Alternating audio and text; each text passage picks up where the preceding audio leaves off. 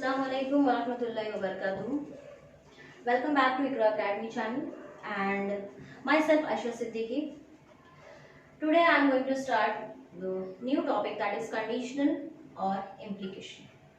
मेरे last lecture में मैंने आपको क्या बताया है अबाउट कनेक्टिव्स। और कनेक्टिव्स क्या है जैसे कि आप लोग जानते हो, कंजंक्शन, डिसजंक्शन, नेगेशन। तो लास्ट जो एक्सरसाइज है हमारी 1.3 is based on negation that we have already studied in my last lecture.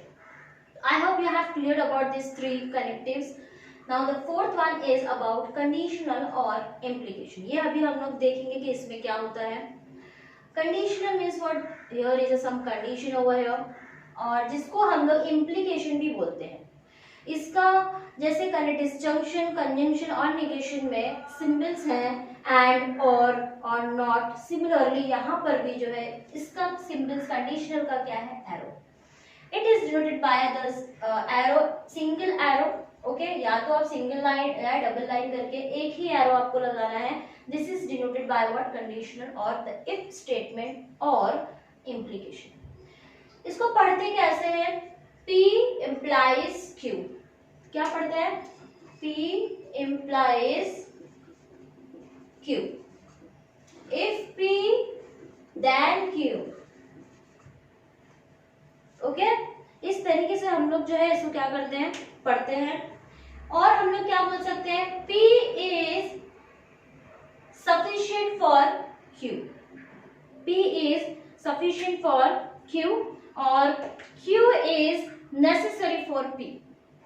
मतलब अगर P implies Q को मैं क्या बोल सकती हूँ, if P then Q. अगर P होगा तो Q होगा.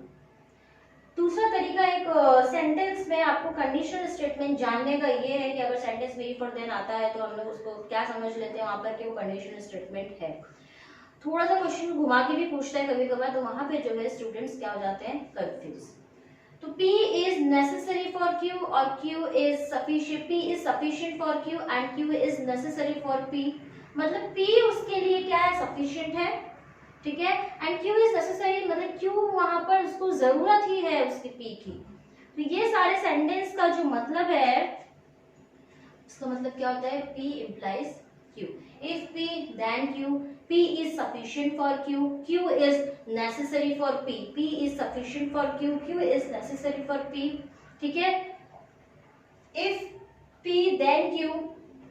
ठीक है.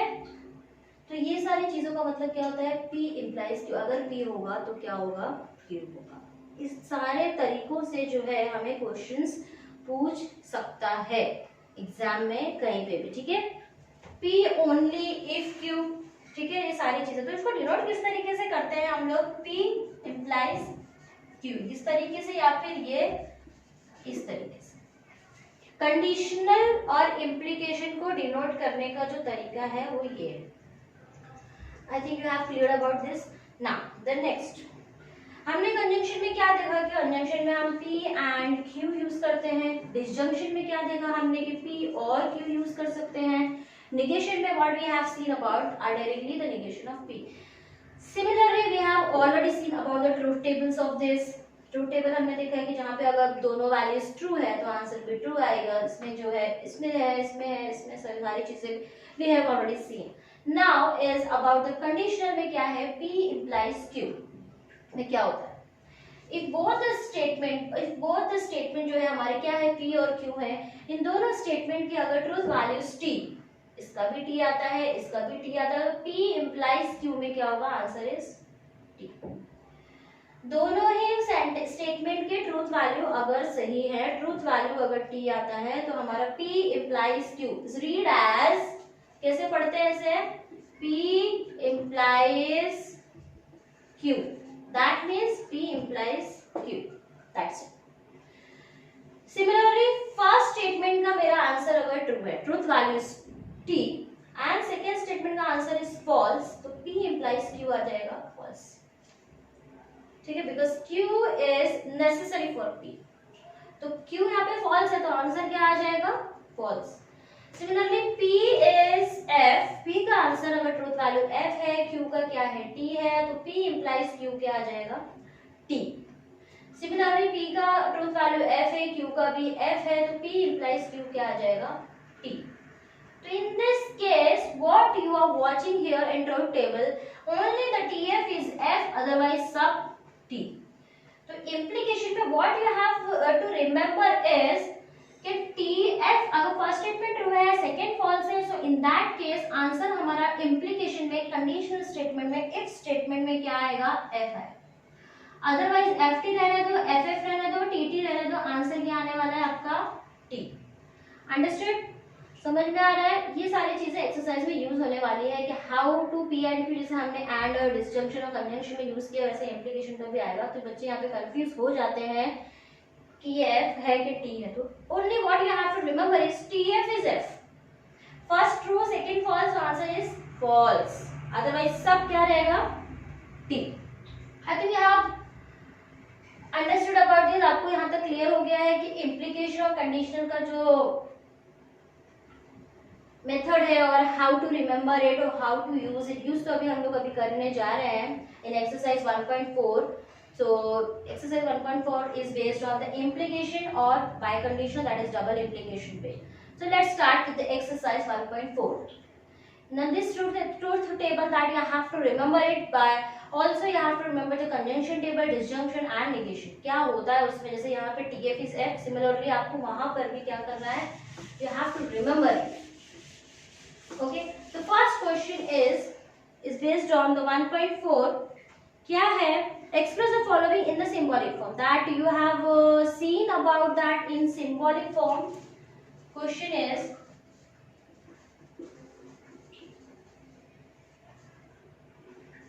express the following in symbolic form.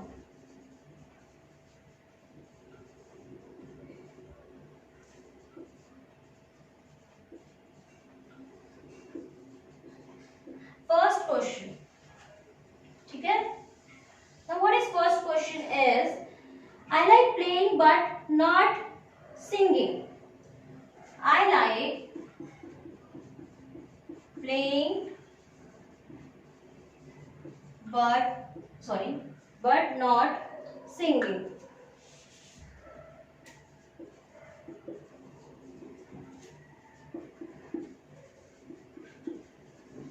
First of all जैसे मैंने आपको बताया कि कोई भी स्टेटमेंट आने दो, आपको क्या करना है, उसको स्प्लिट करना है और आपको P और Q के फॉर्म में you have to write down. तो P और Q के फॉर्म में जब आप इसको लिखोगे तो ऑफ कोर्स हमारे पास दो सेंटेंस मिल जाएंगे. जब दो सेंटेंस मिल जाएंगे तो आपको देखना है कि यहाँ पे कनेक्टिव कौन सा यूज हो रहा है, whether it is disjunction, conjunction, negation और इम्प्लीकेशन. उसके हिसाब से आपको क्या लिखना है, इसका सिंबॉलिक फॉर्म लिखना है. तो यहाँ पर as if when I am writing the answer over here, what is your P here is I like playing. You have to split the sentence. I like playing, and here the second sentence is in negation. Remember it, but not singing. But not singing. तो आपको जो statement में लिखना है वो negation के साथ नहीं लिखना है. हम simple as it is sentence लिखेंगे. While we are using the symbolic form, at that time we will use the negation over there. Okay, so Q क्या है, इसका पॉजिटिव वे में क्या आ जाएगा, I like singing. Okay, question is express the following in symbolic form. तो symbolic form में आपको लिखना है. तो in symbolic form what I like playing statement. अभी now you have to see the question देखो अभी I like playing, yes that is okay. I like playing, तो P आ गया यहाँ पे. but आ रहा है, मैंने आपको लास्ट टाइम बताया था but आता तो वहां पर क्या हो जाता है, conjunction, that means and. okay, but not singing मतलब negation यूज हो रहा है, negation, but singing नहीं. तो यहाँ पर Q क्या, I like singing, इसका उल्टा क्या हो जाएगा, negation of Q क्या हो जाएगा, negation of Q. Sorry, Q का निगेशन क्या हो जाएगा, Q का निगेशन हो जाएगा निगेशन ऑफ Q. तो निगेशन ऑफ Q, इसका मतलब देखो P is what, I like singing but not, negation आ गया, that means not singing. I like playing but not singing. P is for the I like playing but not आ गया है question में, not. Q क्या है आपका, singing है, तो आई लाइक सिंगिंग, तो उसके साथ निगेशन. अंडरस्टूड. सबसे पहले क्या करना है, क्वेश्चन देखना है, उसको आपको स्प्लिट करना है P और Q के फॉर्म में. तो अगर क्वेश्चन में नॉट दिया हुआ है, नेगेशन के साथ है, तो जब आप स्प्लिट करते हो तो वहां पर नॉट नहीं लिखना है. While you are writing the symbolic form, at that time you have to write down the negation over it. Okay? तब आपको लिखना है. तो उसके बाद सिंबॉलिक क्वेश्चन में देखना है, फिर उसके हिसाब से आपको लिखना है. I like playing दरिया, this is your P, but आया तो एंड, नॉट आया तो नेगेशन. सिंगिंग को हमने क्या डिनोट किया है? Q, तो negation of Q. I hope you have cleared about this. Okay? Now the next. Anand neither likes cricket nor tennis. अब सेंटेंस को ध्यान से देखो. Anand neither likes, I think you have clear the truth table, I have to remove this. Okay, तो ये part जो है हम अभी हटा देना है फिलहाल के लिए. इसका यूज है अभी आगे एक्सरसाइज में. Anand neither likes cricket nor tennis.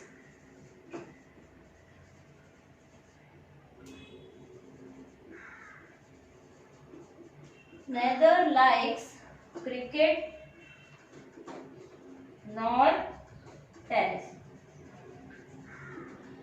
Now as I have told you कि first of all you have to split this sentence. तो P क्या हो जाएगा? देखो यहाँ पे neither भी है nor भी है. That means sentence में nor not negation का जो use है वो हो रहा है. That means अभी मैंने बताया आपको कि इसमें जो है while you are splitting the sentence statement, आपको वहां पर नॉट का यूज नहीं करना है. तो यहाँ पे हम विदाउट नेट करेंगे. आनंद लाइक्स क्रिकेट,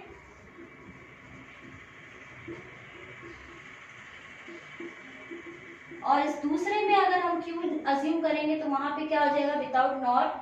आनंद लाइक्स टेनिस. समझ में आ रहा है?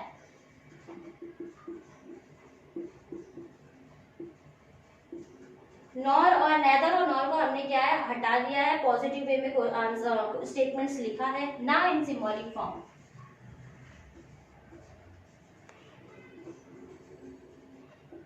Now Anand neither likes cricket, मतलब उसे क्रिकेट पसंद नहीं है. नेगेशन है स्टेटमेंट में. दैट मींस हमने क्या अज्यूम किया कि it likes, sorry he likes. ठीक है, आनंद लाइक्स, तो आनंद लाइक्स मतलब नेगेशन ऑफ पी.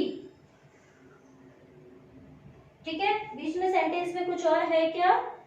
नहीं है. Likes cricket nor tennis. Okay, बीच में यहाँ पर हम कुछ नहीं, दैट मींस एंड यूज करेंगे क्योंकि दोनों चीजें साथ में चल रही है. अंडरस्टूड? एंड ही कहाँ गया? Anand neither likes cricket nor tennis, और उसे जो है टेनिस भी पसंद नहीं है. And he does not likes tennis. Negation of PP क्या है हमारा? आनंद लाइक्स क्रिकेट. नेगेशन इसका क्या हो जाएगा? Anand neither likes cricket and nor tennis.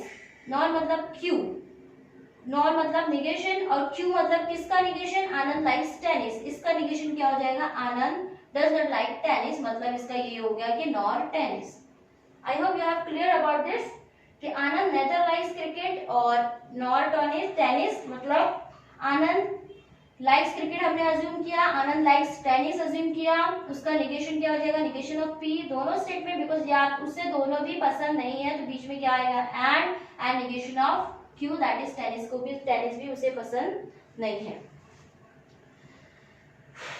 Now next is, I hope you have, ये तो हमने लास्ट टाइम भी देखा था कि what is about the symbolic, in which way you have to write down in the symbolic form. So ये उसी type से है. यहाँ पे नेगेशन का यूज हो रहा है जो हमने कल देखा था. कल जो नेगेशन है, इम्प्लीकेशन भी ऐसे ही यूज होगा. Now let's see about implication. कोई स्टेटमेंट है या नहीं. It is not true that I is a real number. It is not true that I is a real number. Third question, you have to write in the symbolic form. It is not true that I is a real number. क्या देख रहे हो आप लोग? आप लोग यहाँ पे ये देख रहे हो कि ये जो सेंटेंस है वो किस फॉर्म में दिया हुआ है. सेंटेंस जो दिया हुआ है वो हमको नेगेशन के फॉर्म में दिया हुआ है. It is not true that I is a real number. So what we will assume? We will assume that P I is a real number. कल बताया था मैंने कि आपको दो तरीके से आप लोग निगेशन लिख सकते हो, या फिर नॉट लगा दो या फिर डायरेक्टली कैसे लिखना है, it is not true that, आगे जो स्टेटमेंट है वो, तो ये उसी हिसाब से दिया हुआ है, it is not true that I is a real number, तो I assume that I is a real number, so what is the symbolic form is negation of p, p क्या है, i is a real number, what is negation of p, it is not true that i is a real number। तो ये सारी चीजें तो हमने कल भी डिस्कस की, वो ये स्टार्टिंग 1.4 में एक्चुअली यही है symbolic form, you have to write on the symbolic form. और भी क्वेश्चंस है,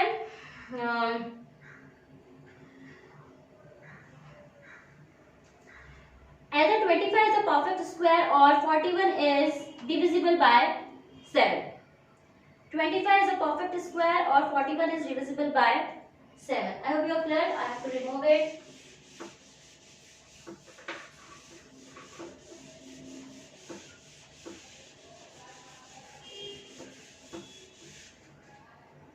Twenty-five is perfect square. Only you have to write down in the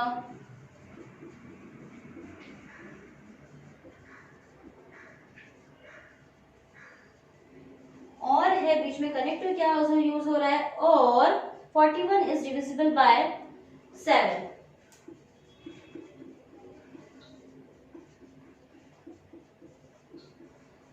okay ठीक है, तो first of all as I have told you, write down in the p, write down in the q format. p is your 25 is a perfect square,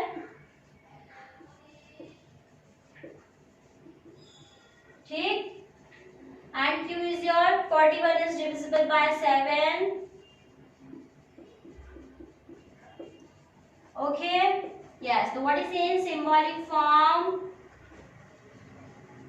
symbolic form here is कुछ करना नहीं है, पढ़ो 25 is a perfect square, तो ये मेरा p है, तो p बीच में क्या कनेक्टिव यूज हो रहा है, और, तो और का सिंबल क्या है, ये उल्ट p है आपका और का symbol, and 41 is divisible by 7, that is your what, q, that's it, over।